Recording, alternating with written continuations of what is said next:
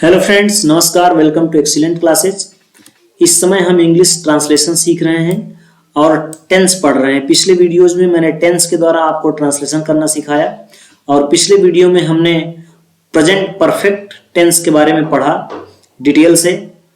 तो उसी के हम आज आगे बढ़ेंगे और नया टेंस लेंगे, प्रेजेंट परफेक्ट कंटिन्यूअस टेंस। लेकिन प्रेजेंट परफेक्ट कंटिन्यूअस टेंस में प्रोसीड करने से पहले पिछले वीडियो की एक्सरसाइज को सबसे पहले सॉल्व करते हैं। तो प्रीवियस जो एक्सरसाइज है उसको सॉल्व करते हैं। सेंटेंस है, मैंने उसे आज पुनः बुलाया है। सब्जेक्ट है आई, हेल्पिंग वर्ब हैव लगेगी।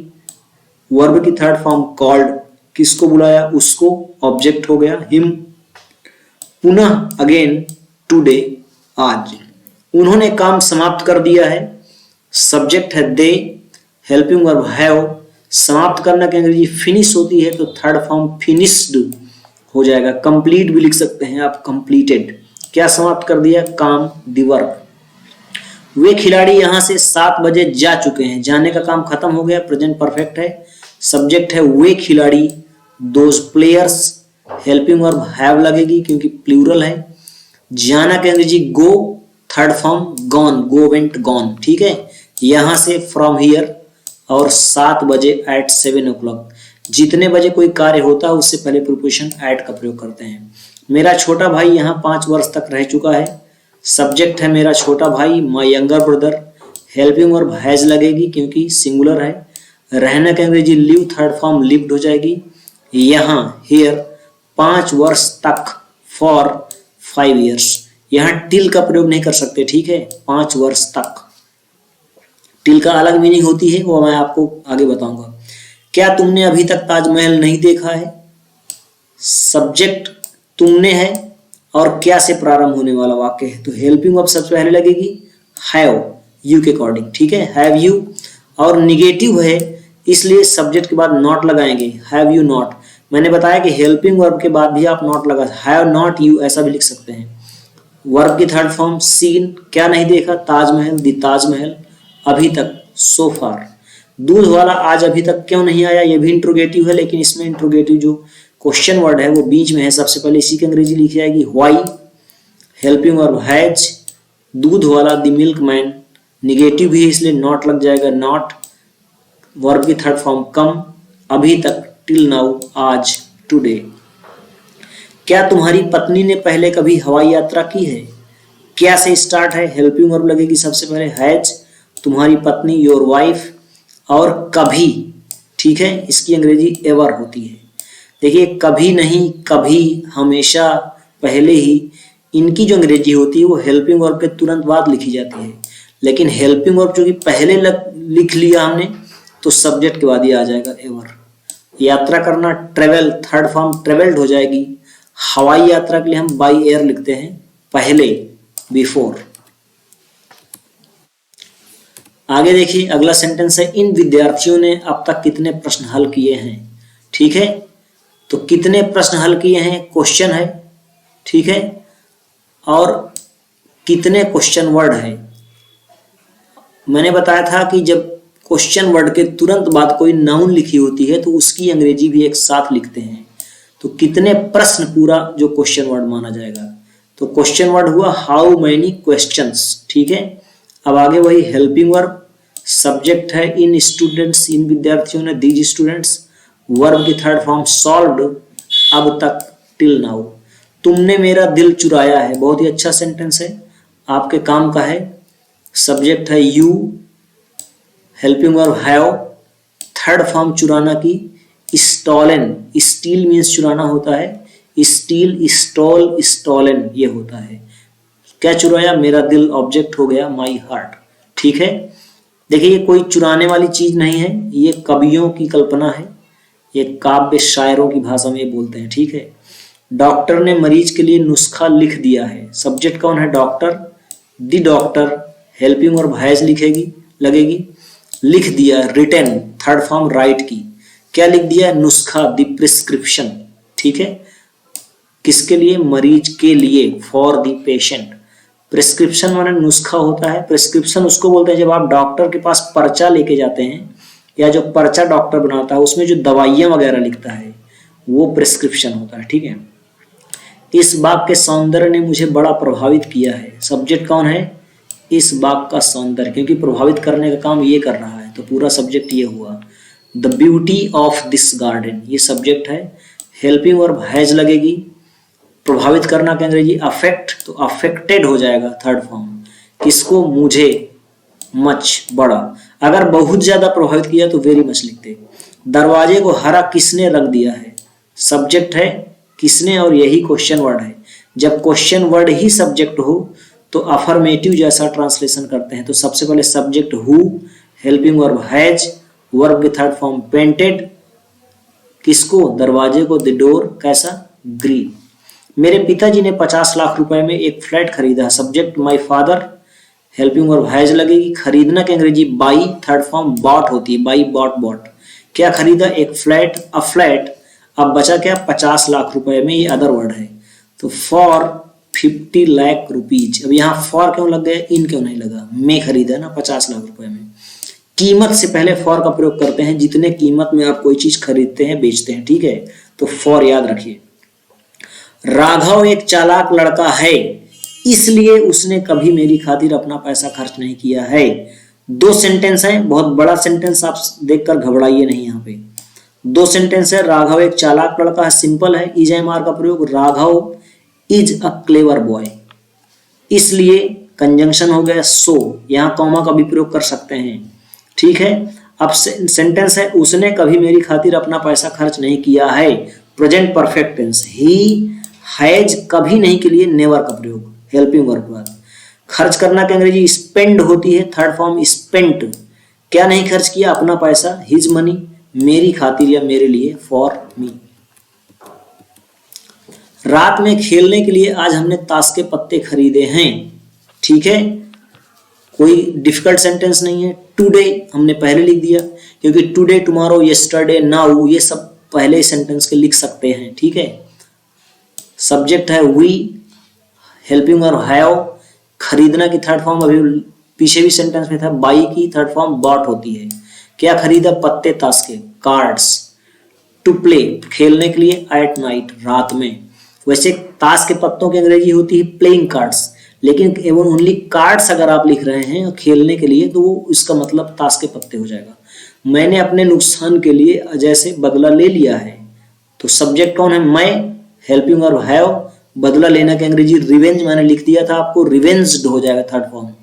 अजय से, ऑन अजय, रिवेंज के बाद ऑन लगेगा, फ्रॉम नहीं होगा, ठीक है। मेरे नुकसान के लिए, अपने नुकसान के लिए, फॉर माई लॉस। दिसंबर आ चुका है, अतः अब कड़ाके की ठंड होगी। दो सेंटेंस हैं, अतः कंजंक्शन से जुड़े हुए हैं, तो अलग अलग कर लीजिए। दिसंबर आ चुका है, प्रेजेंट परफेक्ट है। दिसंबर हैज कम, सो, इसलिए, अतः। अब कड़ाके की ठंड होगी। दिन, समय, मौसम, तारीख बताने वाले सेंटेंसेस में क्या करते हैं? डमी इट का यूज। तो इट होगी, विल बी, क्या होगी? कड़ाके की ठंड, बिटर कोल्ड। बिटर कोल्ड मतलब कड़ाके की ठंड। मैंने प्रायः इस मुद्दे पर अपना विचार प्रकट किया है। सब्जेक्ट है मैंने, मैं। आई, हेल्पिंग वर्ब हैव। देखिए प्रायः, ये मैंने रूल में लिखा था प्रेजेंट परफेक्ट में कि प्रायः, पहले ही, अक्सर, हाल ही में। इनकी अंग्रेजी हेल्पिंग वर्ब के तुरंत बाद लिखते हैं, इसलिए हैव के बाद ऑफेन, प्रायः। इसको कई बार ऑफेनली लिखा होता है, वो ग्रामेटिकली गलत शब्द है, ठीक है। ऑफेनली कोई शब्द नहीं होता, ऑफेन होता है। प्रकट करना की एक्सप्रेस, थर्ड फॉर्म एक्सप्रेस्ड। क्या प्रकट किया? मेरा विचार, अपना विचार, माई ओपिनियन। क्योंकि मैं यहाँ सब्जेक्ट है, इसलिए अपना की अंग्रेजी माई हो गई। इस मुद्दे पर, ऑन दिस इश्यू। तो एक्सरसाइज के सेंटेंसेस का ट्रांसलेशन हमने कर दिया, सॉल्व कर दिया एक्सरसाइज। अब आगे बढ़ते हैं प्रेजेंट परफेक्ट कंटिन्यूअस टेंस के लिए, ठीक है। समझिए, हेल्पिंग वर्ब इसकी होती है हैज बीन और have been. Present perfect tense में केवल हैज और हैव होती थी। प्रेजेंट परफेक्ट कंटिन्यूअस टेंस में हैज बीन और हैव बीन, बीन लग जाएगा दोनों वर्ड्स में। सेंटेंस की पहचान कैसे करेंगे हिंदी वाक्यों की? कह रहा अंत में उनके वाक्यों के रहा है, रही है, रहे हैं आदि शब्द आएंगे।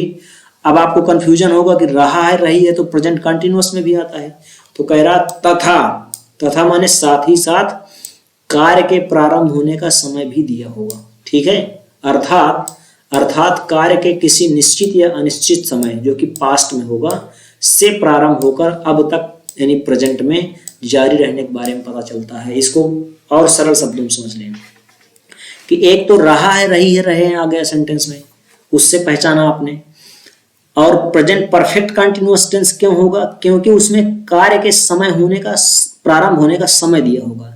पास्ट टेंस में कार्य शुरू होगा और वो समय पास्ट का होगा, ठीक है। वो समय से लेकर अब तक यानी प्रेजेंट तक वो कार्य चलता रहता है। तो इस तरह से आपको पता चलेगा कि कोई कार्य किसी पास्ट टेंस में के समय से चल रहा है और अभी तक वो हमारे आंखों के सामने दिखाई दे रहा है। बस ये पहचान है। जैसे मैं 2 घंटे से शतरंज खेल रहा हूँ, एग्जाम्पल से समझिए। रहा हूं आया और यहाँ समय दिया हुआ है 2 घंटे से, तो 2 घंटा तो बीत चुके ना, पीछे का टाइम है तो पास्ट में टाइम हुआ। तो 2 घंटे से काम चल रहा, खेलने का काम। मेरी बहन सुबह से कपड़े धो रही है, धोने का काम अभी भी चल रहा है, लेकिन कब से चल रहा है? सुबह से। ये समय दिया हुआ है। ये लड़कियां इस कमरे में आधे घंटे से गप्पे मार रही हैं, तो गप्पे मारने का काम तो उनका अभी भी चल रहा है, लेकिन कब से चल रहा है? आधे घंटे से। इस तरह से ये समय दिया होता है। मैं 2 वर्ष से एक डॉक्टर के रूप में काम कर रहा हूं, काम तो अभी भी कर रहा हूं डॉक्टर का, लेकिन कब से कर रहा हूं? 2 वर्ष से। तो पीछे का समय दिया हुआ। तो इस तरह से समय के प्रारंभ, कार्य के प्रारंभ होने का समय भी दिया हो और कार्य अभी भी जारी है, तो वो प्रेजेंट परफेक्ट कंटिन्यूअस टेंस का वाक्य होता है। ट्रांसलेशन देखिए, रूल्स थोड़ा सा देख लेते हैं इसमें। ही सी तथा सिंगुलर नाउन्स के साथ हेल्पिंग वर्ब हैज बीन का प्रयोग, वही जिनके साथ हैज लगाते थे उनके साथ हैज बीन लग जाएगा। और आई वी जो देता था प्लूरल नाउन्स के साथ हेल्पिंग वर्ब हैव बीन का प्रयोग, जिनके साथ हैव का प्रयोग होता था उनके साथ हैव बीन का प्रयोग। आप हैज हैव का प्रयोग पढ़ चुके हैं प्रेजेंट परफेक्ट में भी, रखना के भी सेंस में, तो वही हैज बीन और हैव बीन भी लगा सकते हैं, ठीक है। एक मेन चीज होगी इसमें, क्या? मेन वर्ब की आईएनजी फॉर्म लगेगी, जिसको हम प्रेजेंट पार्टिसिपल फॉर्म कहते हैं, ठीक है। तो इसमें आईएनजी फॉर्म लगेगी। और एक ये दो आगे के जो 2 रूल हैं बहुत इंपॉर्टेंट है। कह रहा निश्चित समय, जिसको हम डेफिनिट टाइम या पॉइंट ऑफ टाइम कहते हैं, उससे पहले सिंस का प्रयोग होगा। और अनिश्चित समय, जिसको इनडेफिनिट टाइम बोलते हैं या पीरियड ऑफ टाइम बोलते हैं, उससे पहले फॉर का प्रयोग होगा। अब ये निश्चित समय, अनिश्चित समय क्या है, या point of time, period of time क्या है, इसको मैं आपको एक्सप्लेन करता हूं। देखिए, सिंस कब लगेगा? सिंस लगेगा जब ये सारे जो टाइम दिए हुए ये निश्चित टाइम है, पॉइंट ऑफ टाइम है, यानी समय का कोई पॉइंट दिया है, उस समय से काम चालू है। तो जैसे आज से काम चालू है, कल से काम चालू है, सुबह दोपहर शाम से काम चालू है, कितने बजे से काम चालू है, किसी दिन का नाम दिया है, किसी मंथ का नाम दिया है, या किसी ईयर के बारे में बता रहा, सन की 2001 से अभी तक काम चालू है, पिछले सप्ताह या पिछले माह, पिछले वर्ष ऐसा दिया हुआ है, लाइफ की कोई स्टेज दी हुई है कि मेरे बचपन से ऐसा हो रहा है, कोई ऋतु का नाम दिया हुआ। तो ये सारे पॉइंट ऑफ टाइम है, क्योंकि ये टाइम के किसी पॉइंट को इंडिकेट कर रहे हैं, ये निश्चित टाइम है, ठीक है। अब देखिए, फॉर का प्रयोग कब करते हैं? पीरियड ऑफ टाइम के लिए। पीरियड ऑफ टाइम का मतलब होता है कि समय की कोई लेंथ बताई जाएगी, कोई मतलब कि समय की कोई लेंथ बता देंगे, लंबाई बता देंगे कि इतने समय से काम चालू है। जैसे 2, 3 या 5 घंटे से दिया होगा, 2, 3, 5 दिन से दे सकता है, 2, 3, 5 सप्ताह से दे। 2, 3, 5 का मतलब केवल 2, 3, 5 नहीं होगी, कोई भी गिनती हो सकती है। उतने महीने से चालू है काम, उतने साल से काम चालू है, बड़ी देर से काम चालू है। ये बड़ी देर एक पीरियड है ना, हम बता रहे हैं कि बड़ी देर हो गई, एक पीरियड बता रहे हैं। कई घंटे से, कई दिन से, कई सप्ताह से, कई साल से, महीनों, वर्षों या शताब्दियों से काम। तो इसमें पॉइंट नहीं बता रहे हैं, हम एक पीरियड बता रहे हैं। तो ऐसे जो पीरियड ऑफ टाइम होते हैं उनके पहले हम फॉर का प्रयोग करते हैं और पॉइंट ऑफ टाइम के पहले सिंस का प्रयोग करते हैं। ट्रांसलेशन देखिए, अफर्मेटिव सेंटेंस देखते हैं। सेंटेंस सिंपल होगा, सब्जेक्ट हैज या हैव और बीन, यानी हैज बीन या हैव बीन, कोई एक लगाएंगे पीछे के रूल के अकॉर्डिंग। मेन वर्ब की फर्स्ट फॉर्म में ING plus object plus other word plus for या सिंस प्लस टाइम। देखिए यहाँ अदर वर्ड, यहाँ हमने फॉर या सिंस के पहले लिख दिया। ज्यादातर सेंटेंस ट्रांसलेशन में अदर वर्ड को हम बाद में रखते हैं, लेकिन इसमें फॉर या सिंस से पहले आप अदर वर्ड लिखिए, फिर फॉर या सिंस लगा करके टाइम लगाइए। लिखिए एग्जाम्पल देखिए, मैं 2 घंटे से शतरंज खेल रहा हूँ। तो रहा हूँ, रही है तो पहचान किया आपने, और समय दिया हुआ है 2 घंटे से, तो प्रेजेंट परफेक्ट कंटिन्यूअस टेंस का वाक्य हुआ।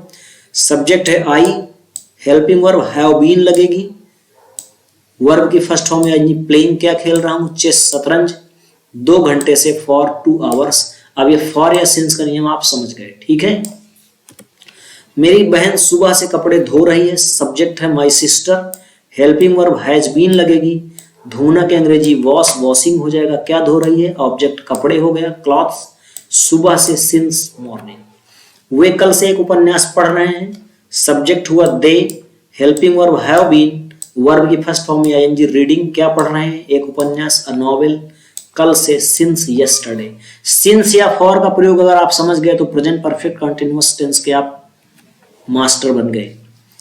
अध्यापक कक्षा में बड़ी देर से गणित पढ़ा रहा है, सब्जेक्ट है अध्यापक, the teacher, helping verb has been, पढ़ाना, टीच, टीचिंग हो जाएगा, क्या पढ़ा रहा, मैथमेटिक्स, कक्षा में, other word, in the class, बड़ी देर से, फॉर अ लॉन्ग टाइम।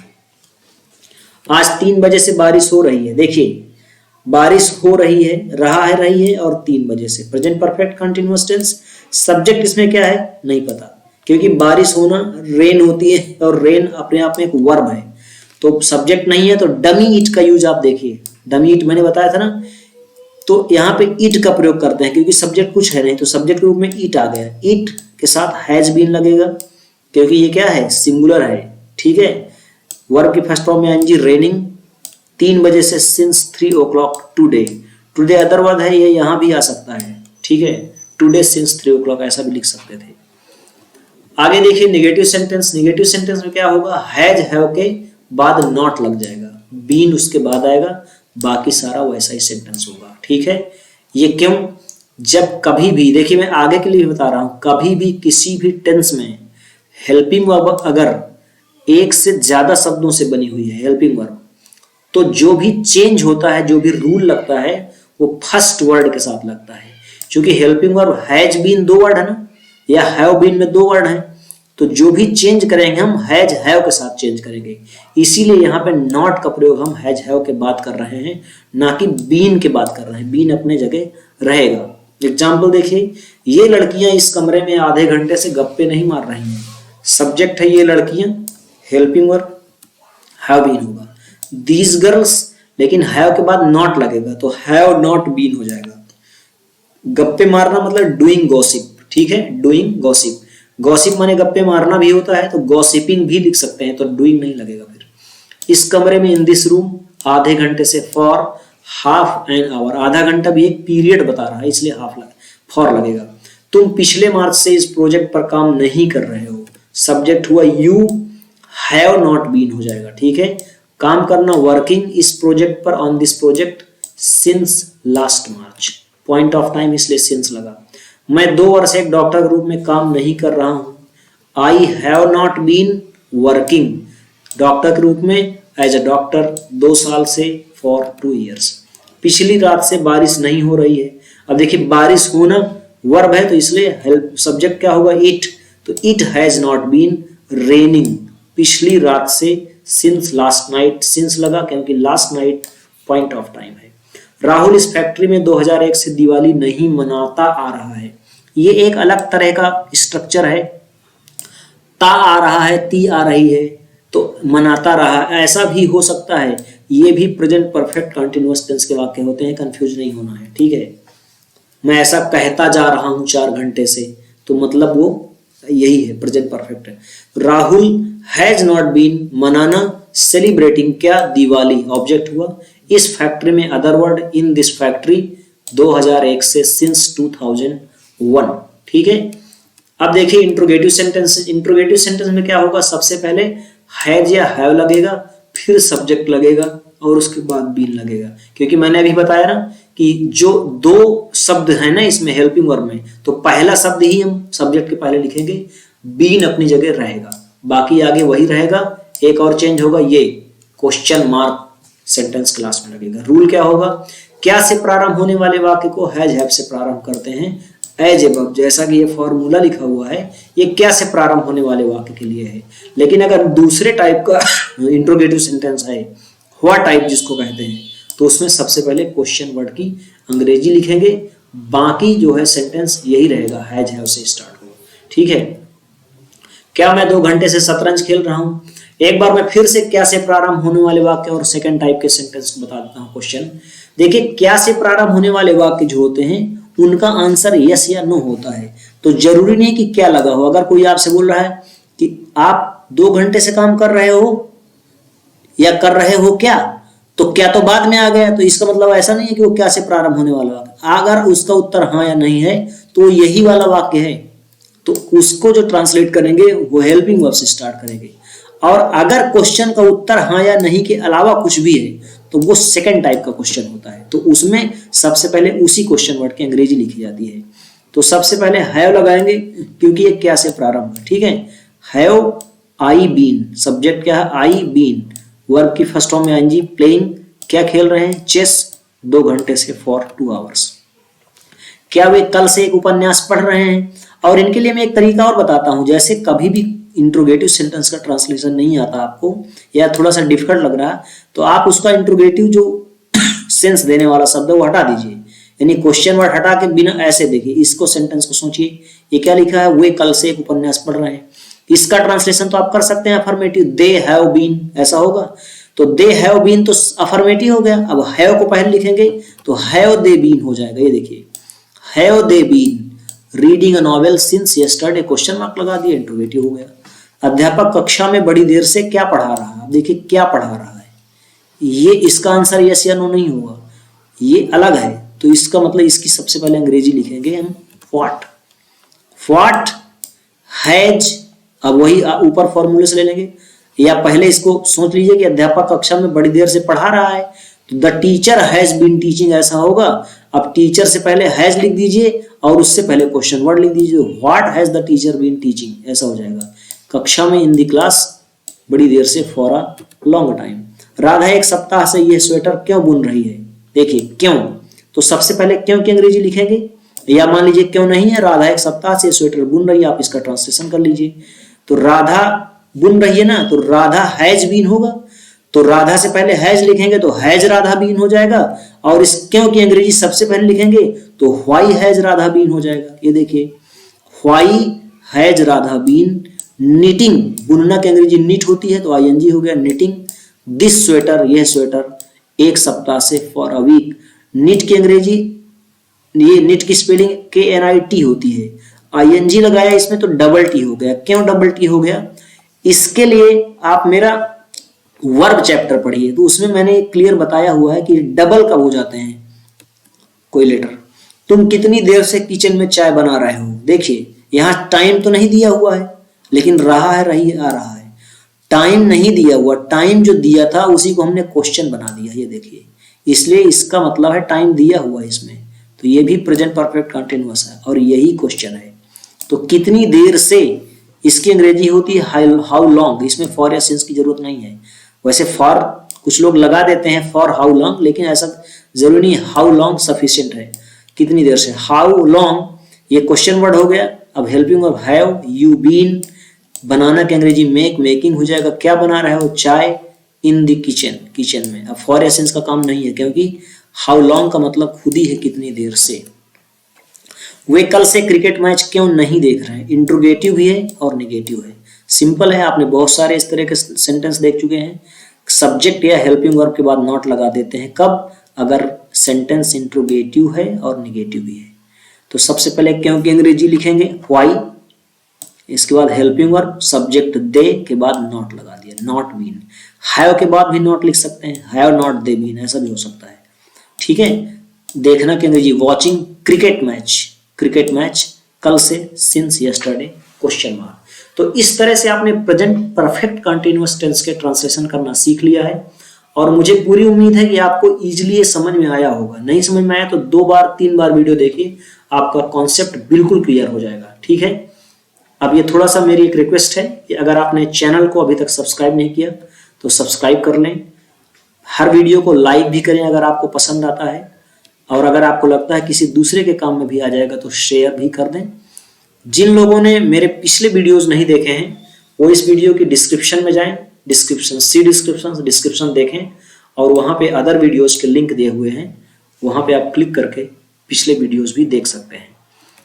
अब हम एक एक्सरसाइज देते हैं जो कि आपको होमवर्क के रूप में मिल रही है और ये मिसलेनियस एक्सरसाइज है। मिसलेनियस का मतलब होता है इसमें मिक्स्ड सेंटेंसेज होंगे। जितने भी मैंने रूल्स पढ़ाए हैं अभी तक उन सारे रूल्स से रिलेटेड इसमें सेंटेंसेज हैं, इनको ट्रांसलेट करना है। Translate the following sentences into English. Translate मतलब ट्रांसलेट करिए, द फॉलोइंग माने निम्नलिखित, सेंटेंसेज माने वाक्यों को, इनटू इंग्लिश मतलब अंग्रेजी में। आप देखिए छोटी छोटी अंग्रेजी भी सीखते जाइए कि किस तरह से हम बोलते हैं, किस तरह से लिखते हैं। कुछ डिफिकल्ट वर्ड्स भी होंगे इन सेंटेंसेज में, तो मेरे हिसाब से जो डिफिकल्ट आपको लगने चाहिए वो मैंने वर्ड्स की यहाँ पे इंग्लिश लिख दी है, और इसके सॉल्यूशन के साथ हम नेक्स्ट वीडियो में मिलेंगे।